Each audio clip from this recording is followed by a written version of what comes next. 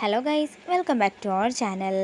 അങ്ങനെ കുഞ്ഞിനെ നഷ്ടപ്പെട്ട വേദനയിൽ കഴിയുന്ന സ്നേഹയുടെ അടുത്തേക്ക് അർച്ചനയ്ക്ക് ജനിക്കാൻ പോകുന്ന കുഞ്ഞും കാരണമാണ് ഇതെല്ലാം നടന്നതെന്നുള്ള വിഷം കുത്തിവെക്കുകയാണ് അവന്തിക.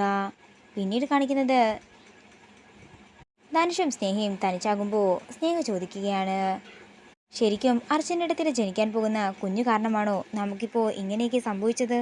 ഇത് കേൾക്കുന്ന ധനുഷ് സ്നേഹയെ സമാധാനപ്പെടുത്തിക്കൊണ്ട് ഒരിക്കലും അങ്ങനെയൊന്നും ഉണ്ടാകില്ലെന്നും അർച്ചനടത്തി നമുക്ക് വേണ്ടി എന്തൊക്കെ ചെയ്തെന്ന് നിനക്ക് അറിയാവുന്നതല്ലേ എന്നുമൊക്കെ തന്നെ ചോദിക്കുകയാണ്. പിന്നീട് കാണിക്കുന്നത് നെല്ലിശ്ശേരിയാണ്. അർച്ചന അവന്തികയോട് ചോദിക്കുകയാണ്, ശരിക്കും നിങ്ങളല്ലേ ഇതിൻ്റെയൊക്കെ പിന്നിൽ?